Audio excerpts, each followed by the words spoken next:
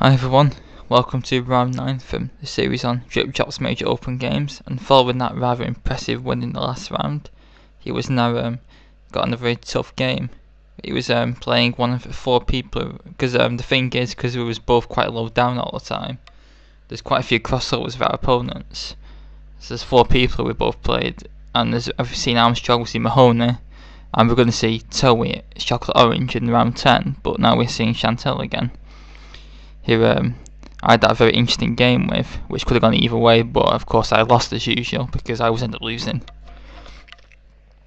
And it's surprising to see her this low down on round 9, given the fact that she's won 7-1 ECF and plays for England, which is rather impressive and a lot more than probably what I'll ever achieve. But yeah, that's what happens. And I told him to play the first few moves because I'd played in a blitz as well, and I got a good position at the opening against the Slav, which is very hard to break down and very popular at Grandmaster level, well, 2800 level, and also popular at club level as well. And if you play d4 or knight f3, you need to have a good weapon against it, or you will be toasted. So let's see how this game went. Knight f3 was played again, d5 is expected, c4, c6, d4, so we transpose to a d4 opening. We follow our blitz game with knight f6, knight c3, and now dc4. I explained, I think, the concept of the Slav in my game gets brought by Mitra, even though we'd never played Slav in that game, where if black plays the move she wants to play immediately, which is bishop f5, then we take this. This is very again. This is very awkward for black. We're pressure on b7, so black first alleviates the tension in the centre with dc4, which of course gives white a small advantage due to his 2-to-1 central advantage, although black has a solid position with no bad pieces. Of course there was a Kg4 Slav and the semi-Slav, which were mentioned in the Roman Mitra videos. If you want to see a bit of opening knowledge of the semi-Slav, then check out that video please. dc4 is played in this one, and now a4, because if you play e4 immediately, this is a rather dubious gambit. Well, white actually can't regain the pawn back by force, but Kasparov has played this gambit, so it's not too bad. But mind you, I think Kasparov could probably win with anything. That man was a genius. But a4 is the main move to stop b5 supporting the pawn, so the pawn's going to drop off eventually. But now of course black gets what she wants, bishop f5. And maybe I shouldn't have told Drip Drop to play knight e5, because although it's probably the best move, it's also the sharpest move. So it requires the most study and cannot be played after 52 seconds of advice before a game. I mean, I think you can get a small edge just by playing e3 in its position. e6, bishop c4 regains the pawn, bishop b4, castle, and something like knight d7 or black castles. Your basic plan is to play knight h4, win the light square bishop, and then try and win with it in balance. Yeah, and you'll have 2 bishops and an extra central pawn, but black's very solid and can fight back with c5 and e5 in the centre. And results do favour white slightly. But knight e5, the point is to recapture the knight instead, and there's also some lines where if black plays e6, you play f3, bishop b4, and then you play e4, and then black just sacks the bishop. And the problem is I cannot remember all the theory off the top of my head, otherwise I'll show it you. I mean, I'll do some opening videos in the future when I finish this massive British series, which is probably not going to be anytime soon. Probably won't be for a while when I'm doing openings videos, but I will try and cover this Slav bishop sack at some point, I hope. Because I haven't got anything on me that can talk me through it. Because I did memorise a lot of the 20 move lines at one point when I played d4, but now I'm more of an 1e4 player. So I've sort of forgot them lines. So I got quite lucky at the blitz game that she actually plays this line, because this line's, although I sort of forgot the theory as well, it's quite easy to play. Now remember, after knight b6, you put the knight back in e5, because you got more space advantage. You want to keep pieces on, and that knight is misplaced. You could actually have an interesting grandmaster draw in this position. With the knight who goes back to d7, you could actually go knight c4, knight b6 draw. But nope, a5 is played instead to stop white playing a5 himself. And bishop 4, which is actually not. And in fact, that's strip jobs first move. I've not told him it's his first inaccuracy of the game as well, because the bishop is obviously misplaced in this square because the knight's going to sink into d5 at some point, gaining tempo. And there was also a game where I lost in 16 moves to the Slav by playing bishop f4. He's got hacked the c3 knight. He's got hacked off the board by a rather embarrassing pin. I quite like the move f3 in this position. I think in the blitz game I went g3, which is another move as well. Just a nice solid Nxc4 one. I ended up getting some treats on the diagonal in that game. Before eventually throwing it all away and only getting a draw as a result, and I nearly lost. But if I had to play it again in that blitz, I would go f3. And then this seems to be a lot better for white, this actually. Say h6, e4. There's no light sacks or anything because the bishop isn't on b4. This is just a very comfortable advantage for white. It's going to be. We just develop the bishop and castle. And of course g3 is safe Catalan light move. But bishop f4, not a good move. e6, e3, bishop b4. See now these nasties coming up potentially with knight e4, so f3 is played to stop that, but the problem is f3 is played a bit too late in this position. I think it's time already for drastic measures. Maybe with g4. Then bishop e4 can be played. Then we can play f3, and then a very nice move, knight bd5. And try and hack the c3 knight off the board, and after fe4 we don't take anything to c3, we take this first, and there's so much pressure on c3. White's probably going to have to march his king up to f2 or something. Say queen f3, forcing this knight to take, then just ignore the knight and play king f2. But this is already still quite bad. Problem is now after f3, knight bd5 is played. And this is already quite nasty. It reminds me horrible of my game against Stephen Fanning, which luckily I do not tend to do club games as videos, because if I did do club games as videos then you would have to be subjected to that abject display by me. I got completely torn to shreds as white by a low rating 16 moves against the Slav. And probably one of the main reasons why I don't play d4 very often. Now I think in this position the horrible looking move queen d2 has to be played. But because at least it means the knight is not going to be lost. And then black can be content with knight takes f4, e takes f4, and just castling. And at the end of the day, black's going to have two bishops and a solid pawn structure. White has an isolated pawn on d4 and double pawns on the f file. All in all, at least a small advantage to black. But it's not game over. And we're not playing a Grandmaster anyway. If you convert a ECF, we can set it as a WCM, but not Grandmaster. Rook c1 was played, which is natural.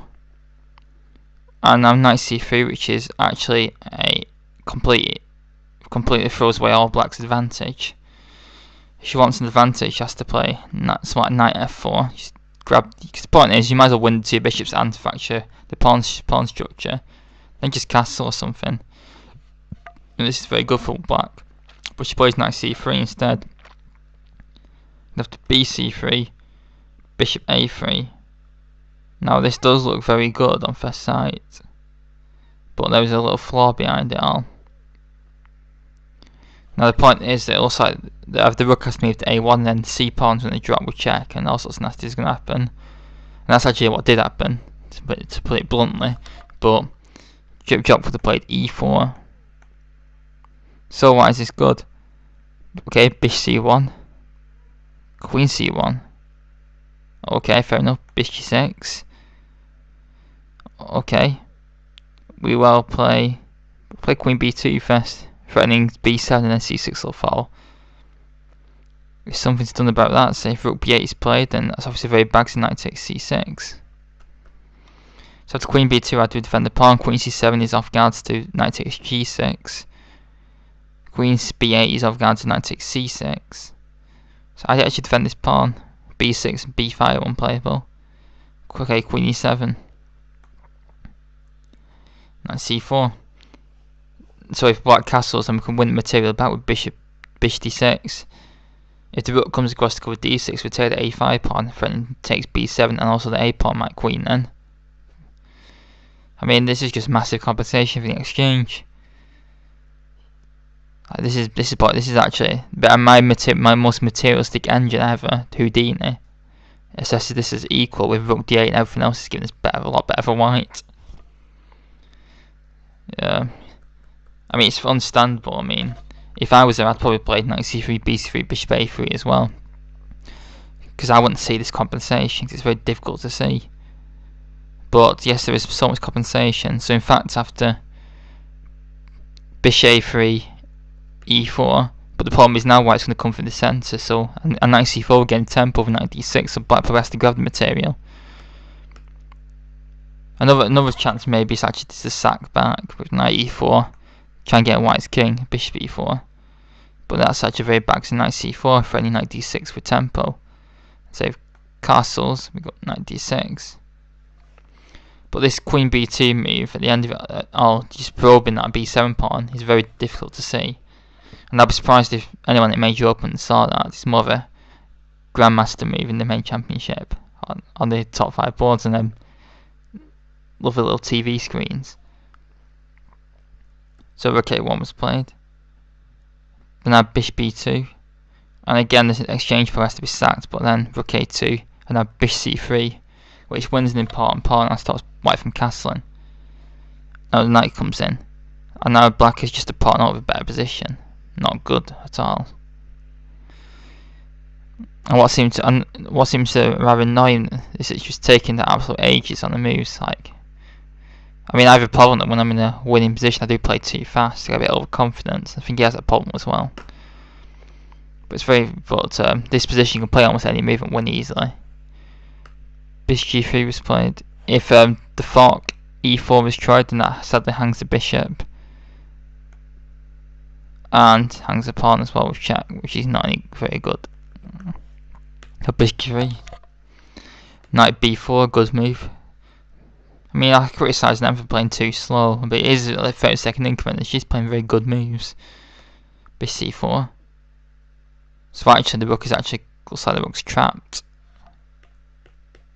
But either way, now it's exchange and a pawn, which is completely lost for white. Now it's just castles. And this is just a very dire position. Knight comes into C4. Bishop B4. Stop the knight coming into D6. E4. Bishop G6. But that's the only move, so I can guess you probably played that within about 7 minutes, I'm reckoning. Queen D3. B5. Takes. Knight E5. Rook C8. Bishop 4. Rook comes into C3. She's now getting to decisive proportions. Queen has to go back to the start square. And also, black has got 2 connected passed pawns on queen side. And white has absolutely no attacking chances. And Job, who has swindled many opponents, even 150s and 160s, I'm afraid will not be able to swindle this game. Queen C8.